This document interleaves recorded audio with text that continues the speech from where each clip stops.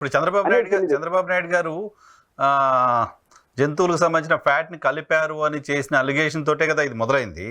చంద్రబాబు నాయుడు గారు జంతువుల కొవ్వు కలిపారు అని చెప్పడానికి ఉప ముఖ్యమంత్రి గారు లక్షలట్లు కూడా ఇటువంటివే పంపించారు అని చెప్పడానికి ఏం తేడా ఉంది? రెండింటిని విచారించాల్సిందే కదా.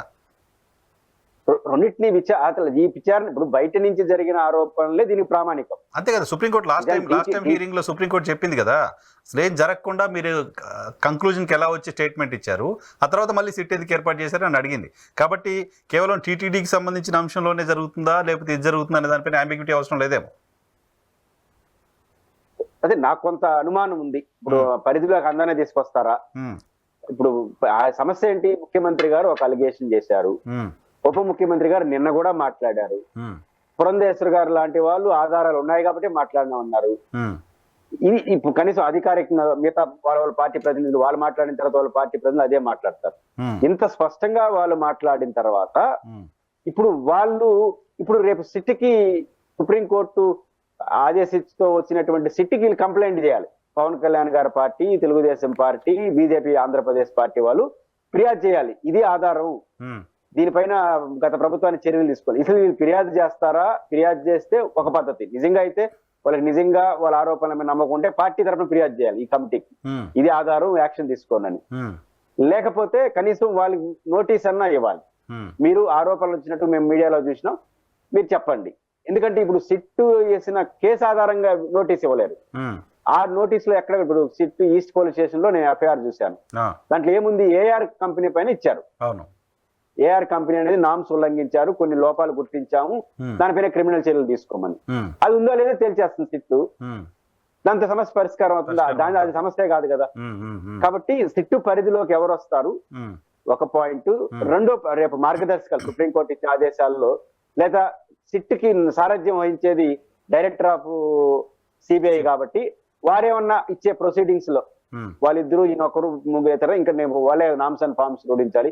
దాని పరిధిని నిర్ణయించే దాన్ని బట్టి దాని భవిష్యత్తు ఆధారపడి ఉంటుందని అనుకుంటున్నాను.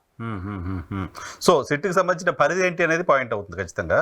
సో పొలిటికల్ కామెంట్స్ కూడా ఉండడానికి సంబంధించిన ఆస్కారం ఉంటుంది. మీరు చెప్పిన దాని ప్రకారం ముఖ్యమంత్రికి ఉప ముఖ్యమంత్రికి కూడా నోటీసులు ఇచ్చి వాళ్ళ దగ్గర ఉన్న సమాచారం ఏంటి అనేది కూడా తెలుసుకునే అవకాశం ఉంటుంది ప్రభుత్వం సిట్ తీసుకుంటే ఈ సమస్యకు ఒక ముగింపు అయిపోతుంది.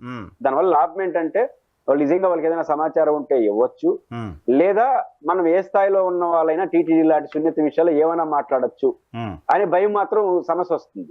అట్లాంటి వాళ్ళు కొంత తగ్గుతారు, ఎవరైనా కావచ్చు. ఇప్పుడు టీటీడీలో ఏం జరిగినా విమర్శించడం అనేది ఒక అలవాటుగా మారిపోయింది కదా, సంచేతనాల కోసం కొంతమంది. ఇప్పుడు అవి తగ్గిపోతాయి భవిష్యత్తులో. టీటీడీ గురించి ఆరోపిస్తే ఇట్లాంటి సమస్య వస్తే ఇబ్బంది పడతామని. కాబట్టి శాశ్వత పరిష్కారానికి అది అవకాశం ఉంటుంది. కాకపోతే ఇప్పుడు ముఖ్యమంత్రి గారు ప్రకటన చేశారు, సుప్రీంకోర్టు తీర్పుని వెల్కమ్ చేస్తూ సత్యమేవ జయంతే ఓం నమో వెంకటేశ్వరాయ అని ఆయన ఎక్స్ లో స్పందించారు. కానీ ఇప్పుడు జగన్ గారు ఇచ్చిన ఆధారం ప్రకారం వాళ్ళ పార్టీ అధికారిక స్టేట్మెంట్ లో కల్తీ నెయ్యి, ఆవు నెయ్యి, కొవ్వు ద్వారా జంతువుల కొవ్వు ద్వారా తయారు చేసిన కల్తీ నెయ్యి సుప్రీంకోర్టు ఆగ్రహం. నిజానికి సుప్రీంకోర్టు దానిపైన ఆగ్రహం కూడా సమస్య లేదు, టెస్టులు చేశారు అడిగింది. ఇప్పుడు తెలుగుదేశం పార్టీ వాళ్ళు పెట్టినారని ఆయన మాట్లాడుతున్నాడు. ఇప్పుడు వీళ్ళు ఏం చేశారు? నువ్వు చెప్పినంత అబద్ధాలు ఇప్పటికైనా నిజం ఒప్పుకొని ఈయన అంటున్నాడు. ఇది కొనసాగుతుంది కదా. సుప్రీంకోర్టు ఏం చెప్పిందంటే లడ్డుల్లో వివాదం చేయొద్దనింది. ఇప్పుడు లడ్డులు వివాదం చేయనట్టు కాదా? అయితే ఇంకో రూపంలో ఏమైనా మాట్లాడతారా? జగన్మోహన్ రెడ్డి గారు అక్కడ ఏం చేశాడు, ఇక్కడ ఏం చేశాడు? ఇప్పుడు సనాతన ధర్మాన్ని స్వీకరించాను కాబట్టి బ్రాడ్ గా హిందూ మతం పునరుద్ధరణ గురించి నేను మాట్లాడతానని దీని పరోక్షంగా పవన్ కళ్యాణ్ గారు మాట్లాడతారా? మాట్లాడితే ఎవరు కంప్లైంట్ చేయాలి వాళ్ళ పైన?